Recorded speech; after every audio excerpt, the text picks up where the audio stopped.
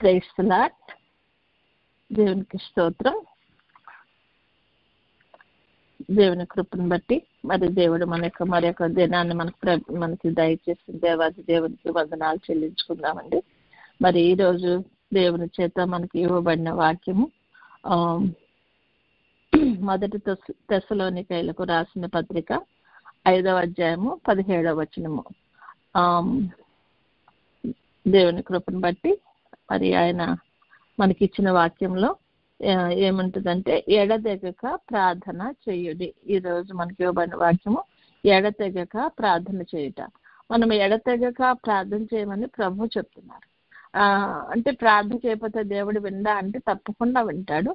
మరి దేవుడు విన్నా కూడా మనము ప్రార్థన చేయమని దేవుడే అడుగుతున్నాడు. ఎందుకంటే మనం ప్రభు దగ్గరికి వచ్చి అడుగుట ఆయనకి ఇష్టం, మనము అడుగుట ఆయనకి ముచ్చటట. కాబట్టి తన బిడ్డల దగ్గరికి వచ్చి అమ్మ నాకు అది కావాలి, నాన్న నాకు అది కావాలన్నప్పుడు మనకు ఎంతో సంతోషం అనిపిస్తుంది కదా. వాళ్ళకి అంటే అలాగని వాళ్ళకి అక్కర్లు ఏంటో మనకు తెలీదా? వాళ్ళకి ఏ టైంలో అన్నం పెట్టాలో మనకు తెలుసు, ఏ టైంలో మరి వాళ్ళకి డైపర్స్ చేంజ్ చేయాలో తెలుసు, ఏ టైంలో ఎట్లా మంచినీళ్ళు పట్టించాలో తెలియదు. వాళ్ళకి ఇష్టమున్నా లేకపోయినా ఆటల్లో పడినా బలవంతంగా టైంకి మనం ఏదో ఒకటి ఇస్తూనే ఉంటాం కదా. కానీ మనము పిల్లలు వచ్చి ఏదన్నా అడిగారనుకో అసలు మనకి ఎంతో ముచ్చటేస్తుంది అనమాట. అసలు అబ్బా ఇంకెంత చక్కగా మాట్లాడుతున్నాడు వీడు, చక్కగా అడుగుతున్నాడు అని మనం చాలా సంతోషపడతాం కదా. అలాగే మన తండ్రి కూడా మనము ఏదైనా సరే ఆయనకు అడిగినప్పుడు మనకు దయచేసే దేవుడే అన్నాడు. కాబట్టి మనం ప్రతి విషయంలోనూ ప్రార్థన విజ్ఞాపన చేత ఆయన దగ్గరికి రావాలని ప్రభు కోరుకుంటున్నాడు. కాబట్టి మనము ప్రతి విషయంలో కూడా ప్రార్థనతోనూ విజ్ఞాపనతోనూ ఆయన ముందుకు రావాలన్నమాట.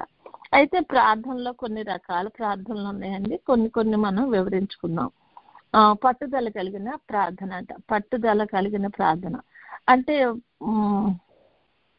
ఇప్పుడు యాకోబు గారు ఉన్నారు. యాకోబు గారు యబ్బోకు దేవుడి దగ్గర ఉన్నప్పుడు ఆయన ప్రార్థన చేశారట దేవునికి, నన్ను నువ్వు ఆశీర్వదించే తప్ప నేను నిన్ను విడువను అని చెప్పేసి ఆయన గట్టిగా పట్టుకున్నారట. అంత గట్టిగా పట్టుకుని ఆయన నుండి దీవెనలు పొందుకున్నారన్నమాట. అంటే పట్టుదల కలిగినటువంటి ప్రార్థన. మరి అతనితో ప్రభుతో పెనుగులాడిన ప్రార్థన. మరి మన సోనియా ఎప్పుడు పాడుతుంది కదండి పాట, ప్రార్థన పట్టు కలిగిన ప్రార్థన. అయితే దాంట్లో మరి మనం ప్రార్థనలో పెనుగులాడినప్పుడు పడిపోవటం అసాధ్యం అనేది. తర్వాత మరి ప్రార్థనలో మనము నాటింది పెళ్ళగించుట అసాధ్యమని, ప్రార్థనలో మరి పోరాడింది పొందకపోవటం అసాధ్యం. ప్రార్థన అనేది చాలా మరి ఎంతో విలువైందండి. ప్రార్థన అనేది మనం ప్రభువుతో మనం సంభాషించేటువంటి పరిస్థితి. మరి ప్రార్థన అంటే దేవునితో మనం మాట్లాడటం, దేవునితో సహవాసం చేయటం, దేవుని యొక్క మరి సన్నిధిలో మనం నిలబడి ప్రభా అని ప్రభుతో మనం మరి ముఖాముఖిగా మాట్లాడుకునేటువంటి పరిస్థితి. మరి అటువంటి ప్రార్థన మనం ఎప్పుడు కూడా మనం విడిచిపెట్టకూడదు అన్నమాట. ప్రార్థన అనేది తండ్రికి మనం ఎంత చేస్తే అంత మరి మనం ప్రభుతో సహవాసం కలిగినట్లు. ప్రార్థన చేసేసి వెళ్ళిపోవటం కాదు, ప్రభు వల్ల మరి మనకి ఏం మాట్లాడతారో అది కూడా మనము వెయిట్ చేయగలిగినటువంటి పరిస్థితి ఉందన్నమాట. మరి అది సంభాషణ అంటా అనమాట. మరి నేనే మాట్లాడుతున్నప్పుడు మీరెవరు మాట్లాడకుండా ఉన్నప్పుడు అది సంభాషణ అవ్వదు. కాబట్టి మనము ఎంతసేపు ఇది కావాలి ఇది కావాలి ఇది కావాలని చెప్పటమే కానీ మరి అసలు ఏమి దేవుడు ఇస్తున్నాడా లేదా, ఏమని చెప్తున్నాడా లేదా, దానికి ఇమీడియట్గా ఆయన ఎట్లా ఆన్సర్ చేస్తున్నాడు అనేది మనము దాని కొరకు వెయిట్ చేయకుండా ఒకసారి వెళ్ళిపోతూ ఉంటాం. అలా కాకుండా మనము పట్టుదల కలిగి ప్రార్థన చేయాలని చెప్తున్నారు. ఇంకోటి ఏంటంటే రెండో ప్రార్థన అంటే జట్టు ప్రార్థన. అంటే అందరూ కలిసి సహవాసంలో కూడి ప్రార్థన చేయటం. మరి పేతురు గారు మరి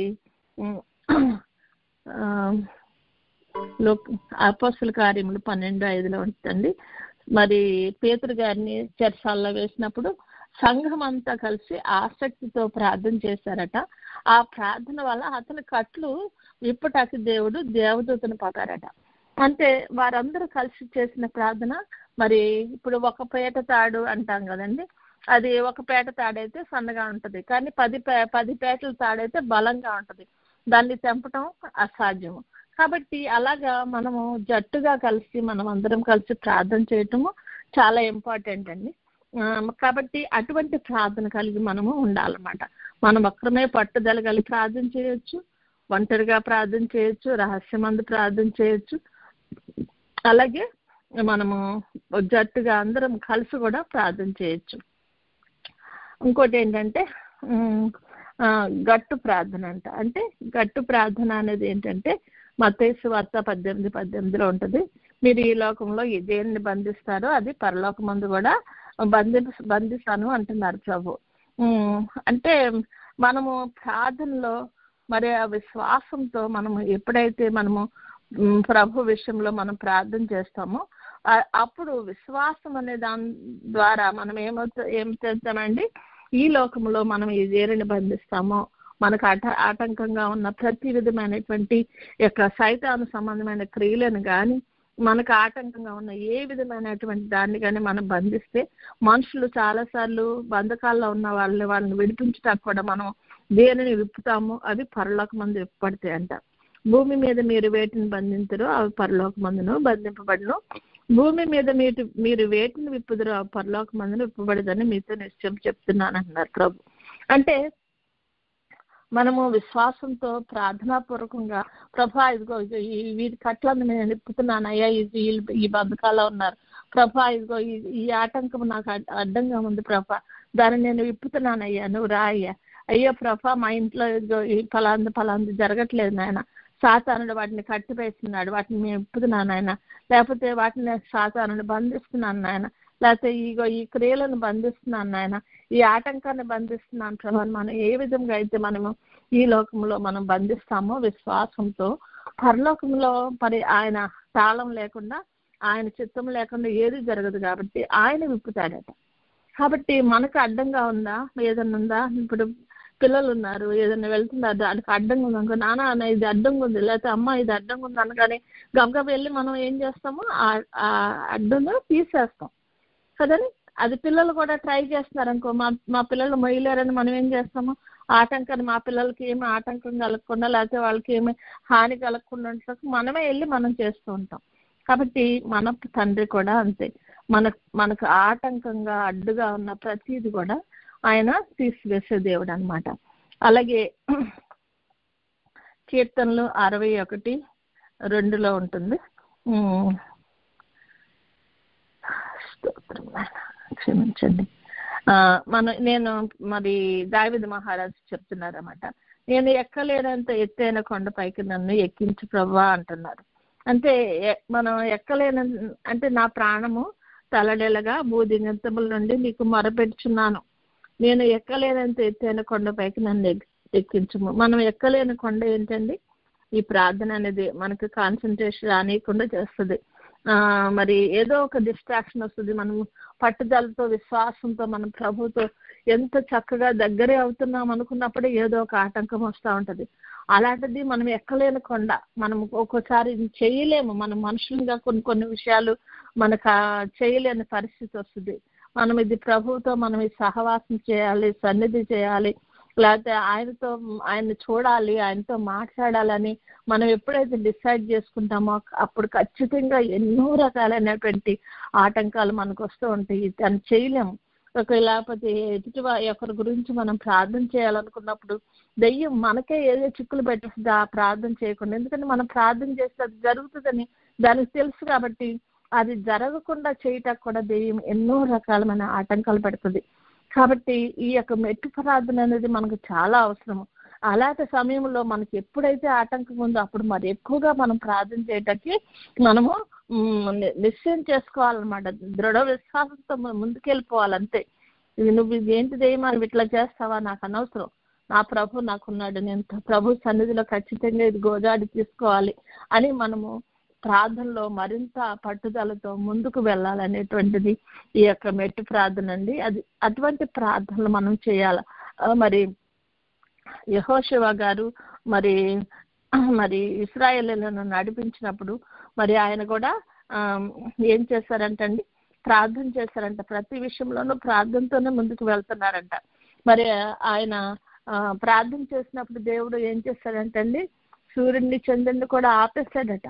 అంటే అంత విశ్వాసంతో మనం ఆయన ప్రార్థన చేస్తున్నాడు. ఎందుకు? ఆయన తన కోసం చేస్తున్నాడా? సూర్యుడిని ఆపేస్తే నాకు ఫేమ్ వస్తుంది, లేకపోతే చంద్రుడిని ఆపేస్తే నాకు ఏదో వస్తుందని చేయట్లే. అలాగని తను చేయవలసిన పని చేయటం కూడా మానలే. అక్కడ యుద్ధం చేస్తూనే ఉన్నారు.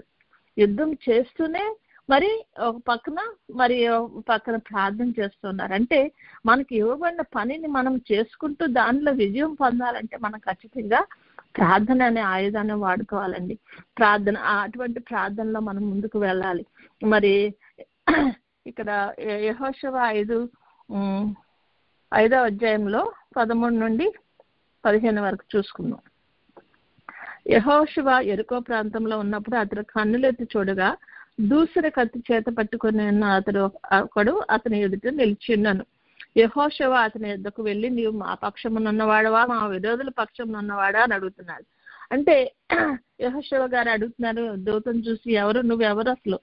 నువ్వు మా పక్షాన్ని వచ్చావా, లేకపోతే నువ్వు ఎవరి పక్షాన్ని వచ్చావా అనేసి, మా విరోధుల పక్షాన్ని వచ్చావా అని అడుగుతుంటే అప్పుడు అతను అంటున్నాడు, నేను ఎవరి పక్షంగా కాదు, యెహోవా సేనాధిపతిగా వచ్చానంటున్నాడు ఆయన. అంటే దేవుడు వీళ్ళేమో నాయన ఒక దూతను పంపించు మాకు అని అడగట్లే, వీళ్ళు మాకు సహాయం చేయమని అడుగుతున్నారు. అడగక ముందే మన అక్కర్లు ఎరుగున్న దేవుడు మన దేవుడు.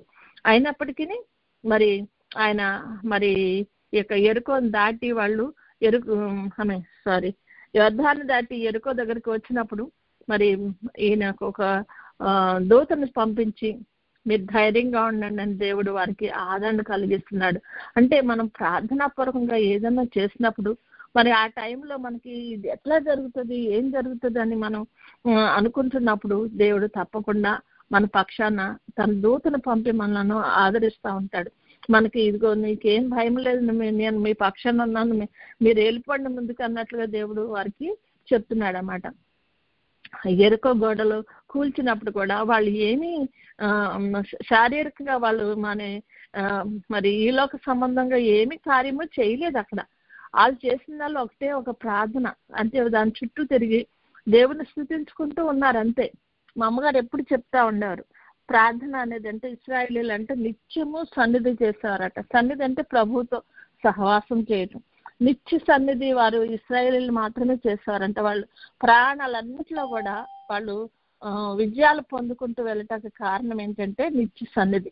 కాబట్టి మనం కూడా మాట్లాడుతున్నా, ప్రయాణం చేస్తున్నా, లేకపోతే ఇంకే ఎట్లా ఉన్నా సరే, ఏ పరిస్థితిలో ఉన్నా, మరి భయంకరమైనటువంటి సిచ్యుయేషన్స్ లో మనం ఇరుక్కున్నా, ఏ పరిస్థితుల్లో కూడా మనము ప్రార్థన చేస్తూ స్తుతి చేస్తూ మనకు ముందుకెళ్ళినట్లయితే దేవుడు విజయాన్ని మనకు దయచేస్తాడని మనం తెలుసుకోవచ్చండి అని మా అమ్మగారు ఎప్పుడు కూడా నాకు చెప్తా ఉండారు అనమాట.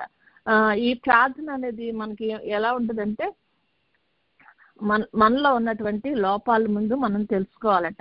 మనం లోపాలు తెలుసుకుని సరి చేసుకుంటా కూడా ఈ ప్రార్థనను ఉపయోగించాలంట. దేవుని చిత్తాన్ని తెలుసుకుంటాం మరియు దాని ప్రకారం మనం నడుచుకోవటం అనమాట. దేవుని చిత్తాన్ని మనం ఎలా తెలుసుకుంటాం?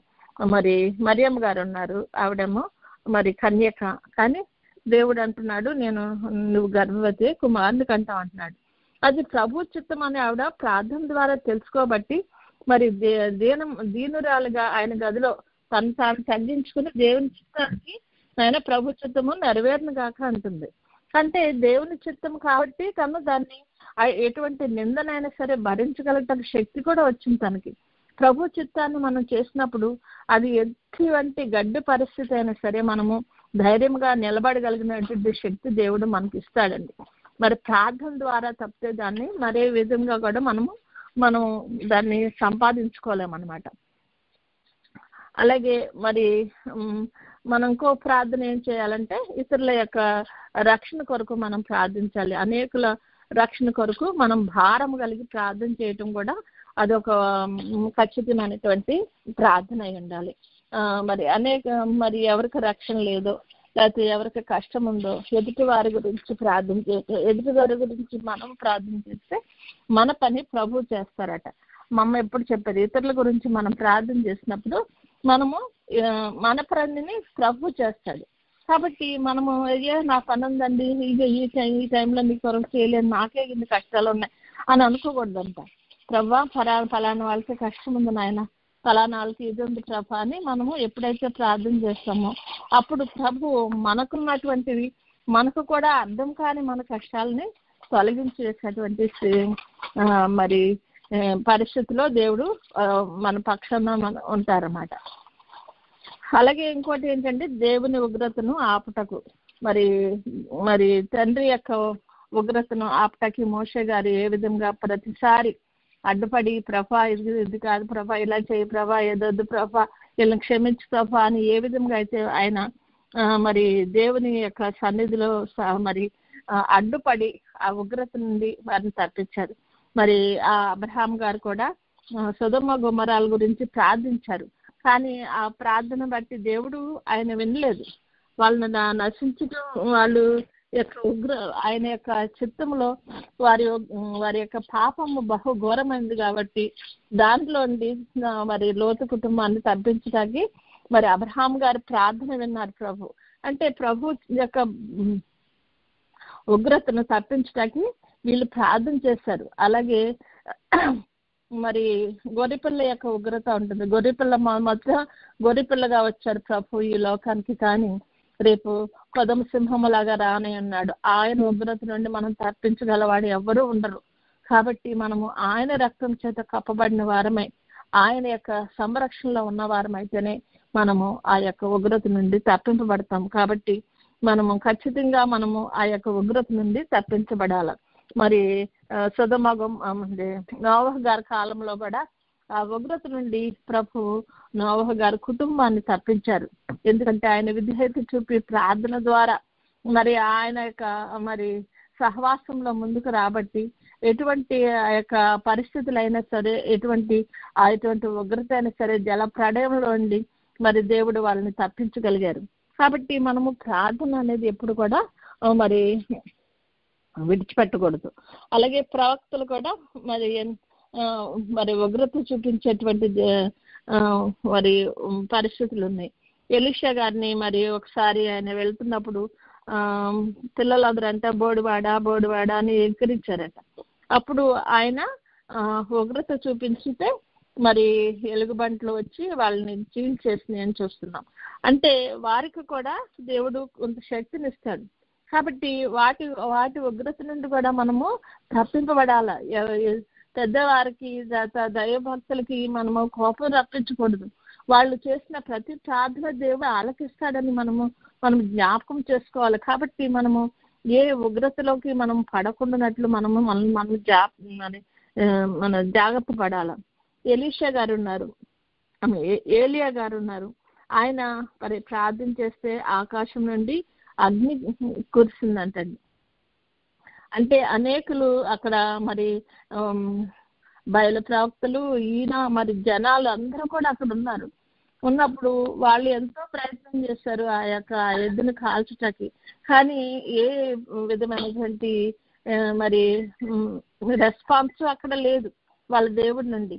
కానీ ఈయన ప్రార్థన చేసినప్పుడు ఆకాశం నుండి అగ్ని కురవటం, మరి దాన్ని అంతటిని దహించి వేయటం, ప్రజలందరూ చూసి యెహోవా దేవుడు అని అరిచారట. అంటే దేవుని నామ మహిమార్థము ఆయన చేసిన ప్రార్థన దేవుడు ఆలకించాడు. అలాగే ఎలీషా గారు మరి కొండ మీద ఉన్నప్పుడు మరి శత్రు సైన్యులు వచ్చి ఆయన కొండ చుట్టేశారట. చుట్టేసినప్పుడు మరి పనివాడు వాళ్ళని చూసి భయపడిపోతా ఉన్నాడు. కానీ ఈయన ప్రార్థనాపరుడు కాబట్టి ఈయనకి తెలుసు, ప్రభు యొక్క కార్యాలు తెలుసు కాబట్టి ప్రభా వీడి కళ్ళు తెరువు అంటున్నాడు. ఈయన నిబ్బరంగా ఉన్నాడు.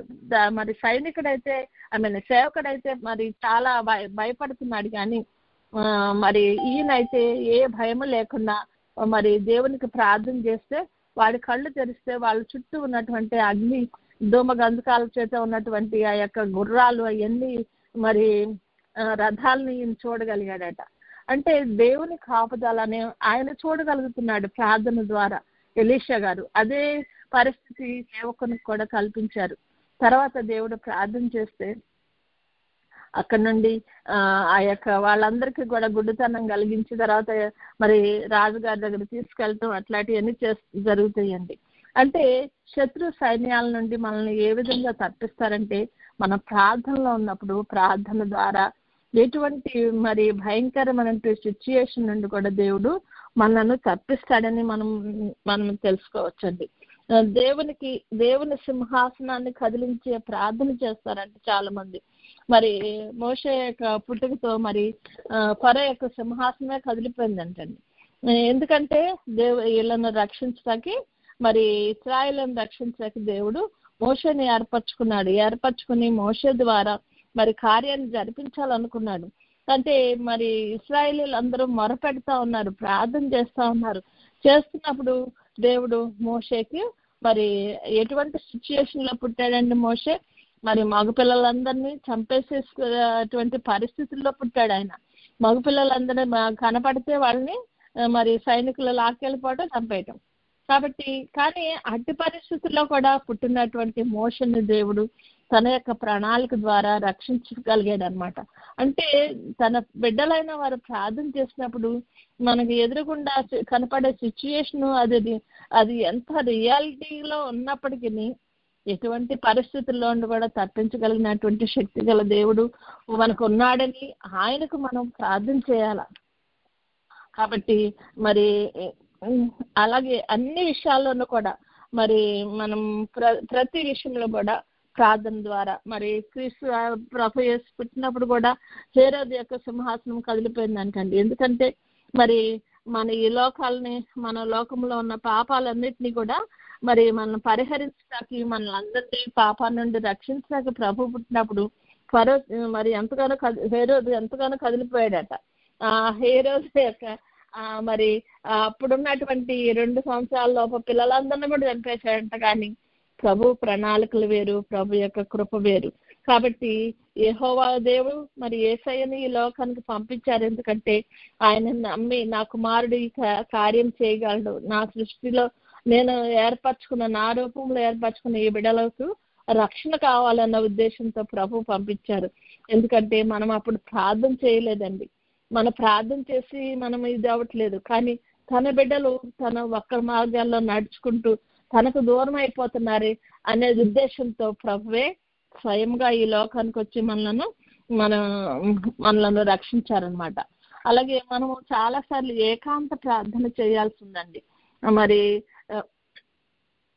ఏకాంతంగా ప్రభువుతో మనం సహవాసం చేయటం అనేది చాలా ఇంపార్టెంట్ అనమాట. మరి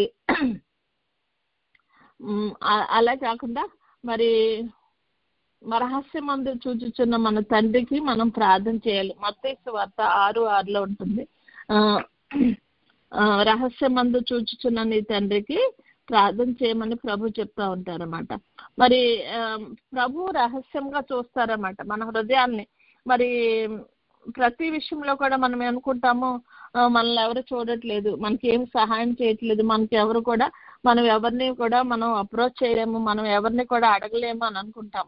మనం ప్రార్థన చేయనప్పుడు నీవు ప్రార్థన చేయనప్పుడు నీ గదిలోనికి వెళ్ళి తలుపు వేసి రహస్యమందు ఉన్న నీ తండ్రికి ప్రార్థన చేయము. అప్పుడు రహస్యమందు చూచి నీ తండ్రి నీకు ప్రతిఫలం ఇచ్చును. మనం మనుషుల దగ్గరికి వెళ్ళి, మనం కనపడే మనుషుల దగ్గరికి వెళ్ళి అయ్యో నాకు ఈ కష్టం వచ్చిందండి, అదండి ఇదండి అని మనం ఎంతో రకాలుగా మనం మనుషులు ప్రాధాయపడతాం. కొద్దిసార్లు మనుషులు సహాయం చేస్తారు, కొద్దిసార్లు అమ్మ చూస్తానమ్మా అంటారు, కొద్దిసార్లు తెలియదండి నేను చేయలేను, ఏదో రకంగా మనుషులు ప్రక్కకు పెడతారేమో. కానీ మరి ప్రభు సన్నిధిలో మన యొక్క హృదయాన్ని కృమ్మరించుకున్నట్లయితే ప్రతి విషయంలో కూడా మనకు ప్రార్థన చేసి మనకు సహాయం చేయగలవాడు, శక్తి గలవాడు మన తండ్రి. అలాగే మనం ఇంకొకటి చూస్తామండి. అన్న అనే ఆవిడ మరి సమూయేలు గారి తల్లి మరి ప్రభు యొక్క సన్నిధిలో మరి తన హృదయాన్ని కృమ్మరించుకున్నప్పుడు మరి ఎంతో కోపంతో అత్యంత కోప కారణం బట్టి నిట్టూర్పులు వెలుస్తూ ప్రార్థన చేస్తుందంట. అప్పుడు దేవుడు ఆమె యొక్క ప్రార్థన ఆలకిస్తున్నాడని ఏలీ గారు చెప్తారు. నీవు దేవుని సన్నిధిలో చేసుకున్న ప్రార్థన నీకు తప్పకుండా జరుగుతుంది, కాబట్టి క్షేమంగా వెళ్ళు అని చెప్తున్నాడు ఆయన. ప్రవక్త చెప్తున్నారు. అంటే ప్రవక్త ద్వారా ఆమెకు మరి ఆమె ఆదరణ కలిగించారు. నీకు తప్పకుండా నీకు చేసిన ప్రార్థన వింటున్నారు ప్రభు అని. కాబట్టి ఆ విధంగా మనం ఏదైనా సరే మనం హృదయపూర్వకంగా ప్రభు సన్నిధిలో మనం కృమ్మరించుకున్నట్లయితే, మనము కనుక మనం ప్రతి విషయంలోనూ మరి ఆయన సన్నిధిలో మన హృదయాన్ని తిప్పుకున్నట్లయితే, హిజ్కియా ప్రవక్త మరి గోడ వైపు తిరిగి చేసిన వెంటనే ప్రార్థన ఆలకించారు. కొన్ని సార్లు ఇమీడియట్ గా మనకు ఆన్సర్ వస్తుంది, కొన్ని సార్లు కొంచెం ఆలస్యంగా వస్తుంది. ఏది ఏమైనప్పటికీ మనము పట్టు విడవక మనం ప్రార్థించాలి. మరి దానియేలు గారు కూడా ప్రార్థన చేస్తే మరి సాతాను మధ్యలో అడ్డు పెట్టాడంట. మరి ఇమీడియట్ గా మరి దూతను పంపినప్పటికీ మరి దుష్టుడు మరి ఆటంకం పరిచినప్పుడు కొంచెం ఆలస్యమైందంట. ఆలస్యమైందని జరగకుండా ఏం లేదు, ఖచ్చితంగా జరుగుతుంది. కాబట్టి మొదట మనం చేసిన వెంటనే ప్రార్థన ఆలకించేవాడు మన తండ్రి. కాబట్టి అట్టి ప్రభు యొక్క కృపలో మనము ఆయన చిత్తాన్ని నెరవేర్చడానికి ఆయన యొక్క మరి ఆయన బిడ్డలంగా ఆయన యొక్క ఏమి మనకు ఆయన సన్నిధిలో మనం చేసిన ప్రతి ప్రార్థన కూడా మరి ఆలకించే తండ్రి.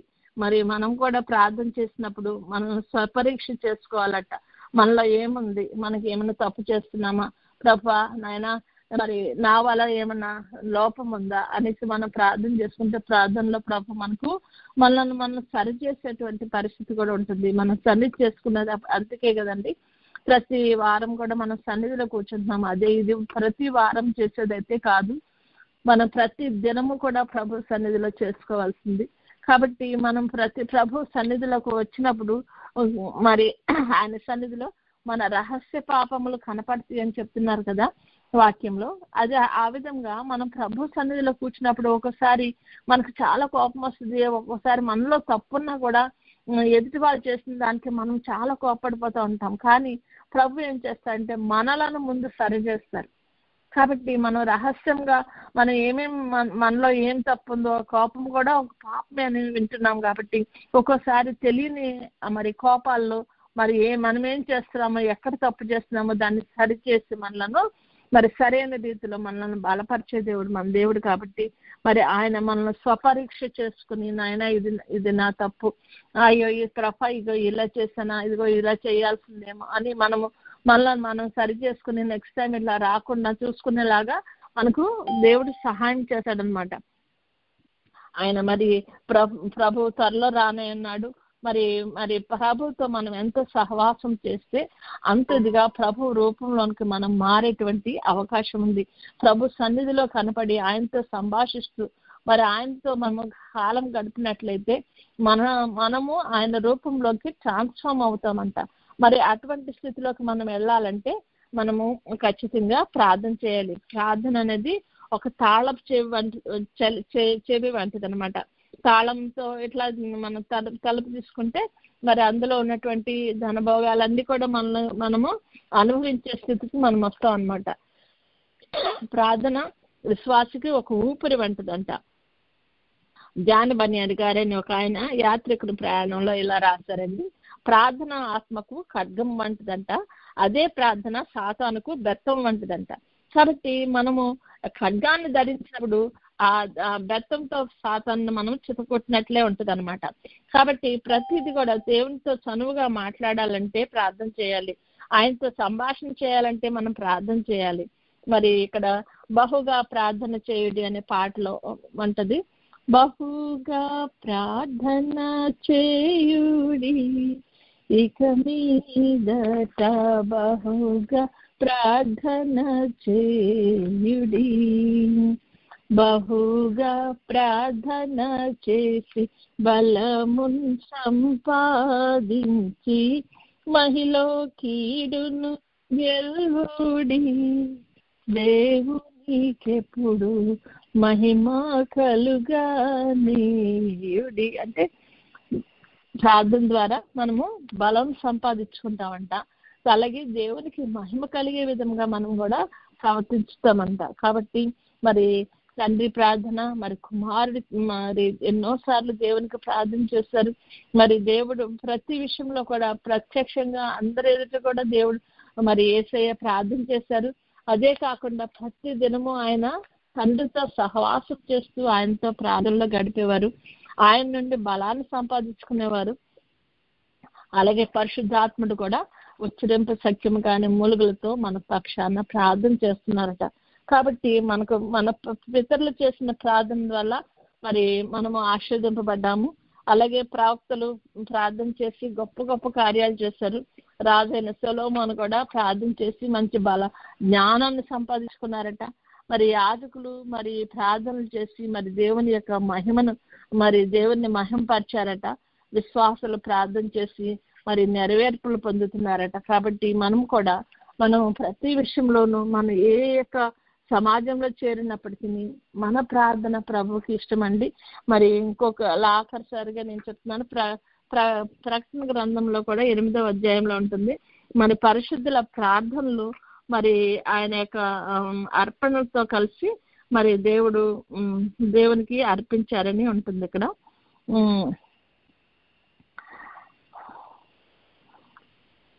8వ అధ్యాయము 4వ వచనం. అప్పుడు ఆ ధూప ద్రవ్యముల పొగ పరిశుద్ధుల ప్రార్థనలతో కలిసి దూత చేతిలోండి పైకి లేచి దేవుని సన్నిధిని చేరెను. మరి వారందరూ ధూప ద్రవ్యాలు అర్పిస్తున్నప్పుడు మన ప్రార్థనలు కూడా మనం పరిశుద్ధంగా చేసే ప్రతి ప్రార్థన మరి అంటే పరిశుద్ధులు చేస్తేనే వెళ్తాయా అంటే మన దేవుని రక్తం చేత కడగబడిన ప్రతి వారం మనం పరిశుద్ధులుగా మనం చేసే ప్రతి ప్రార్థన కూడా ప్రభు సన్నిధికి చేరుతుందండి. ధూపం వల్లే చక్కగా దేవుని సన్నిధికి వెళ్ళిపోతుందంట. కాబట్టి మనం ప్రార్థన చేద్దాము, మనం ప్రభు రక్తం చేత కడగబడదాం. ప్రతి దినము కూడా మన పాపములు ఒప్పుకొని ఆయన రక్తం చేత శుద్ధి చేయబడి ఆయన సన్నిధిలోకి మన ప్రార్థన ధూపంలో వెళ్ళినట్లు మనము ఆయన సన్నిధిలో మనము ప్రతి దినము ప్రతి గడియ మరి నిత్య సన్నిధి వాళ్ళు చేసినప్పుడు ఏ విధంగా అయితే దేవునితో సంభాషిస్తున్నారో, దేవుని స్తుతిస్తున్నారో, దేవుని మహింపరుస్తున్నారో, దేవునితో మరి కాలం గడుపుతున్నారో, మరి అదంతా కూడా అవన్నీ కూడా మనము కూడా ప్రతి నిమిషము ప్రతి గడియ ప్రభు వైపు మన హృదయాన్ని ఎత్తుకుని మరి ఆయనతో సహవాసం చేసే స్థితిని దేవుడు మనకు దయచేసి మన ప్రార్థనలన్నీ ఆలకించి ఆయన మన అంగీకరించినట్లు దేవుణ్ణి వేడుకుందామండి. అటు ధన్యతలో మనము మన బిడ్డలు మన కుటుంబాలు ఉన్నట్లు మన ప్రార్థన ద్వారా మరి గొప్ప గొప్ప శూర కార్యాలు జరిగించగలము. ప్రార్థన ద్వారా వాళ్ళు ఎన్ని గొప్ప కార్యాలు చేస్తారో బైబిల్లో మనకి ఎన్నో రకాలైనటువంటి మరి ఎగ్జాంపుల్స్ ఉన్నాయి. ప్రతిదీ చెప్పుకుంటాక మనకు అంత సమయం సరిపోదు. కానీ మరి దేవుడు ఎంత గొప్ప కార్యాలు చేయగలడు అన్నది మనము చూస్తూ ఉన్నాము. దాన్ని మనం విశ్వసిద్దాము. మన జీవితాల్లో దాన్ని పెట్టుకుని మరి దాని ప్రకారం నడుచుకునే స్థితిని దేవుడు మనకు, మన బిడ్డలకు, మన కుటుంబాలకు దయచేసి మనలను దేవుని కృపలో మనలను నడిపించును గాక. రాకడలో ఎత్తబట్టకు మనలందరినీ సిద్ధపరచును గాక. God bless you all.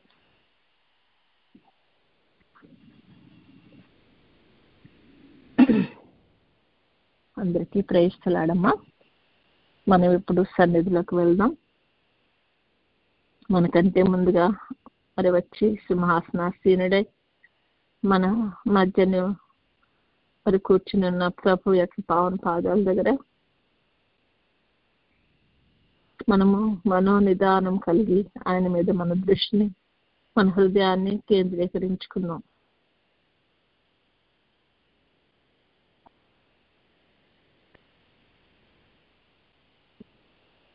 మనం ప్రార్థించక ముందే మనకు ప్రార్థిస్తామని తెలిసినప్పుడే ప్రభు మన దగ్గరికి వచ్చి ఉంటారు. ఎక్కడైతే 2-3 ఆయన పేరిట కూడుకుంటారో వారి మధ్య ఉంటారని సెలవిచ్చిన దేవాది దేవుడు, మాట ఇచ్చి నెరవేర్చే దేవుడు, మాట తప్పని దేవుడు మన దేవుడు కనుక మన మధ్య ఉన్నారు. ఆయన సన్నిధిలో మనం ఈ లోక సంబంధమైన సమస్తాన్ని, చిక్కులను, మరి సమస్తమైనటువంటి చికాకులను అన్నిటినీ ప్రక్కన పెట్టి మన దృష్టిని, మన మనసును ప్రభు మీద కేంద్రీకరించుకుని ప్రభువును చూడటకు, ఆయన మాటలు వినటకు మనల్ని మనము సిద్ధపరచుకుందాం.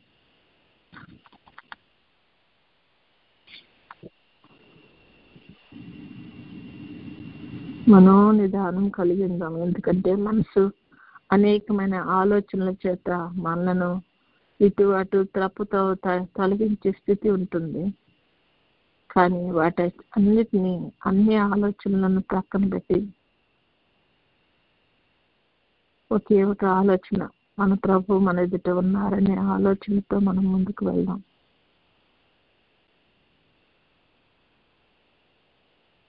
మనోనిదానం కలిగిన వారం మనము ప్రభు సన్నిధిలో మన పాపములను ఒప్పుకుందాం. దేవాది దేవుడు, రాజాది రాజు, సర్వశక్తి గల తండ్రి, మనం పాపములను క్షమించగల శక్తి గల దేవుడు. ఆయన మాత్రమే మన పాపములను క్షమించగలడని వాక్యంలో సెలవిచ్చిన దేవుడు మన ఎదుట ఉన్నారు.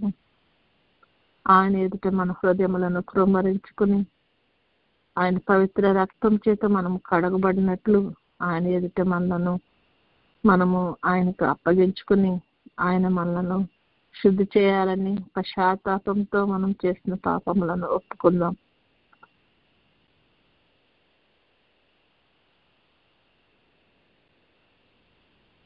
ప్రభువుకి ఇష్టం లేనిది ఏదైనా సరే అది పాపమే కనుక ప్రతి విధమైనటువంటి పాపములను, చిన్న తలంపు కూడా చెడుగా రాకుండా మనం పవిత్రపరచుకోవాలంటే ప్రభు రక్తం చేత కడగబడాలి. కనుక ఆయన ఎదుట మన పాపములను ఒప్పుకొని మనం కడగబడి ముందుకు వెళ్దాం.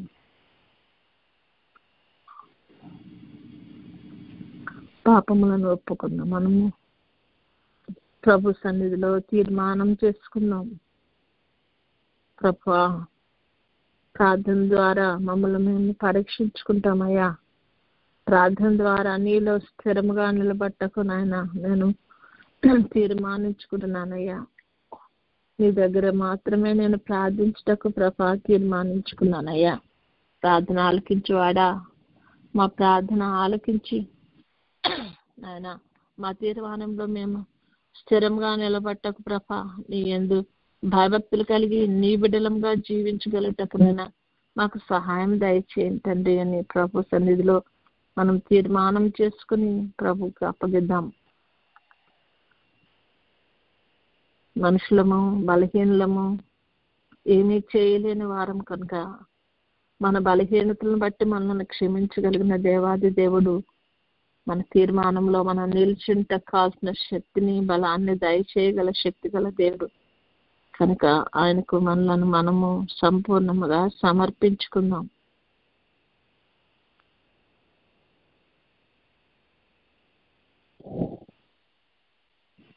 సంపూర్ణ సమర్పణ అనేది చాలా ఇంపార్టెంట్ అండి. మనం కొంతవరకు నాయన ఇది మాత్రమే చెయ్యి, అది మాత్రమే చెయ్యి, ఇదిగో ఈ విషయంలో ప్రభా నేను ఇలా చేయాలనుకుంటున్నాను, అలా చేయాలి, మన స్వనీతి ఏ పరిస్థితిలోనూ అక్కడ పనిచేయదు. కనుక మన స్వనీతిని బట్టి కాకుండా ప్రభు యొక్క నీతిని బట్టి మనము ప్రతిదీ చేయగలుగుటకు మనము ప్రభువునకు సమర్పించుకుందాం.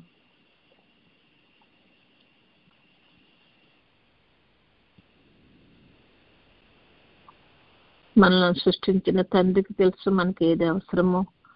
మనల్ని సృష్టించిన తండ్రికి తెలుసు మనం ప్రవర్తన ఎలా ఉండాలో. మనం సృష్టించిన మన తండ్రికి తెలుసు మనం ఏ విధమైనటువంటి పరిస్థితుల్లో మనము వెళ్ళాలో. ప్రతి దాంట్లోనూ మనం ఏ విధంగా ప్రభుకు సమీపంగా జీవించగలమో అని ప్రభు మనకు చెప్పినప్పుడు ప్రతి విషయంలోనూ ఆయనకు సమర్పించుకున్న ఆయన నువ్వు మాతో ఏమి చెప్తావో అది మాత్రమే నేను చేయగలుగుటకు నన్ను క్రమపరచు రాజా అని ప్రభు సన్నిధిలో మనము ఆయనకు అప్పగించుకున్నాం.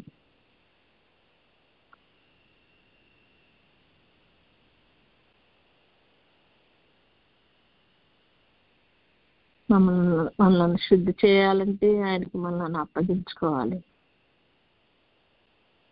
మనల్ని పవిత్రపరచాలంటే ఆయనకు అప్పగించుకోవాలి. మనలను ఒక రూపంలోనికి ఆయన తీర్చిదిద్దాలంటే సంపూర్ణంగా ఆయనకు అప్పగించుకోవాలి. అదేవిధంగా పెండ్లి కుమార్తెగా తయారు కావాల్సిన దినాముల్లో ఉంటున్న మనము ఈ దినాలు రాకడ దినాలు, అంత్య దినాలకు దగ్గర సమీపంగా ఉన్న దినాలు. మొదటి రాకడలో ఎత్తబడి మరి ప్రభు యొక్క పెండ్లి విందులో పాల్గొని మరి అక్కడ ఆయనతో సహవాసం చేసే దినాలు సమీపంగా ఉన్నాయి.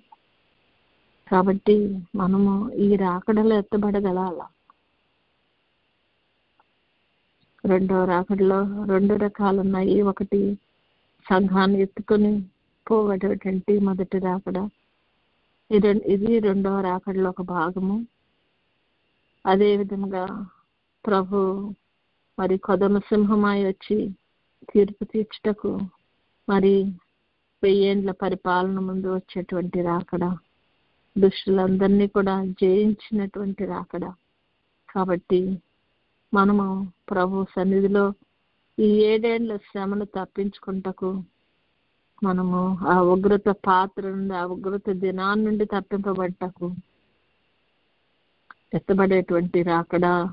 ఆ రాకడలో ప్రభుతో 7 ఏండ్లు ఆ పెండ్లి విందులో పాల్గొని విశ్వాసులందరూ, సిద్ధపడిన వారందరూ ఎత్తబడే రాకడ. ఆ రాకడకు ప్రభు మనల్ని సిద్ధపరచాలంటే, మనకి ఏమేమి అవసరమో, పెండ్లి కుమార్తెగా మనం సిద్ధపడాలంటే మనకు వస్త్రాలు అవసరము, నగలు అవసరము, మరి మంచి రూపం అవసరము. ఇవన్నీ కూడా రావాలంటే ప్రభు మనల్ని సిద్ధపరచాలి. కాబట్టి ఆ సిద్ధపాటు కొరకు మనలను మనము ప్రభువునకు సంపూర్ణముగా సమర్పించుకున్నట్లయితే ప్రభు మనలను ఆ రూపంలోనికి మార్చుకోగలరు. పెండ్లి కుమార్తె రూపాన్ని మనకు సంతరించగలరు ప్రభు. కాబట్టి ప్రభునకు మనల్ని మనము అప్పగించుకుందాం.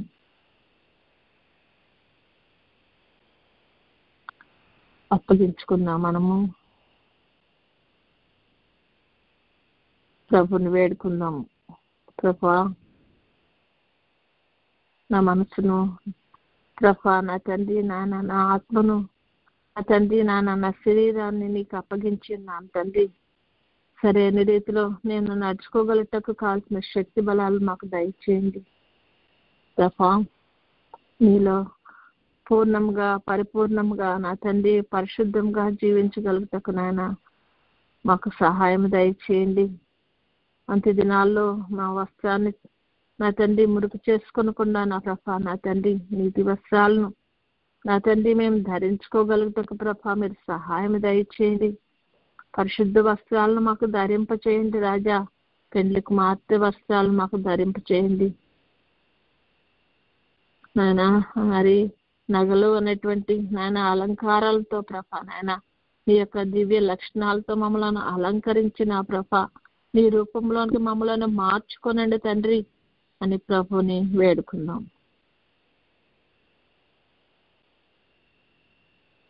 ఆదిలో ఆదాము అవ్వలు పోగొట్టుకున్న మహిమను ప్రభా మరలా మేము పొందగలుగుటకు నాయన ప్రభా మాకు శక్తి బలాలను ప్రసాదించండి. నీవిచ్చినటువంటి ఆ యొక్క మహిమను ప్రభా మేము నిలుపుకోగలిగినటువంటి కృపను మాకు అనుగ్రహించమని ప్రభుని వేడుకుందాం.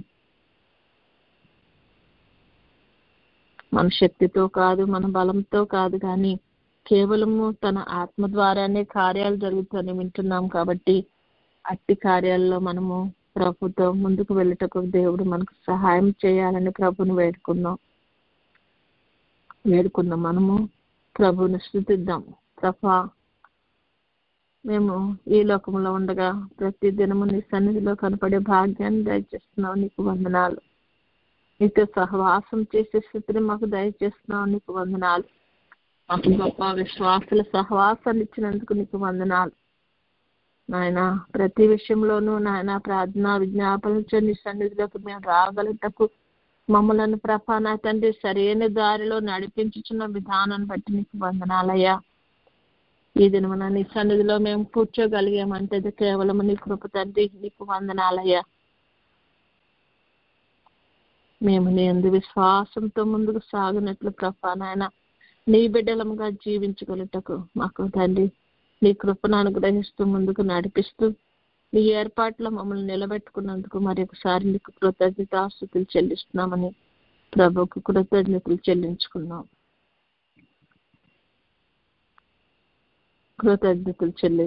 మనము కొద్దిసేపు ప్రభు సన్నిధిలో మౌనముగా ఉండి మనం ఇప్పటి వరకు మాట్లాడాము.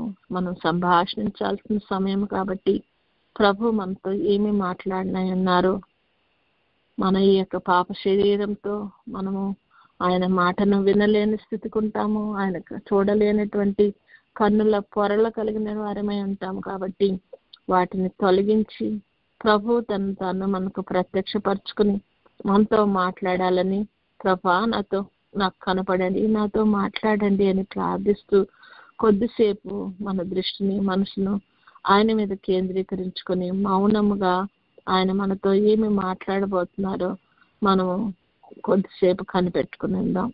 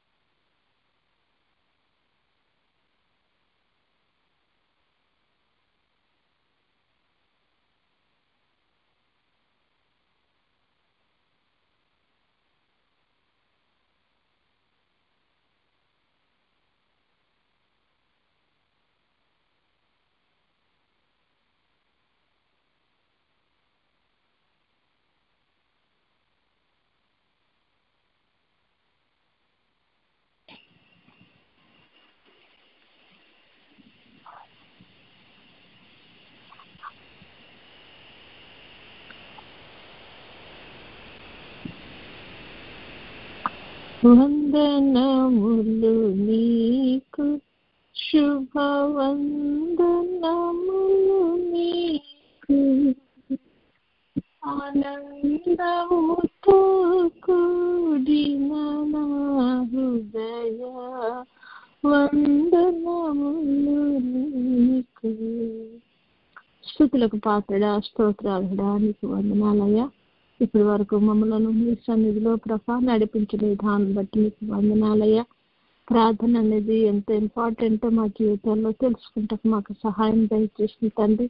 నిజమే తండ్రి నాయన, ఆది నుండి మేము నాయన ఈ యొక్క నీ వాక్యంలో మేము గమనించినట్లయితే నీవు ప్రభా నీ బిడ్డల యొక్క ప్రార్థనలు విని గొప్ప కార్యములు జరిగించిన దేవాది దేవుడు ప్రభా. నాయన మేము అడిగినా అడగపోయినా ఇస్తావు, కానీ ప్రభా అడుగుడి నీకు ఇస్తానని నాయన నీవే ప్రభా నాయన మాకు వాగ్దానం చేసి దాన్ని నెరవేర్చుచూ వచ్చుచున్న తండ్రి నీకు వందనాలు.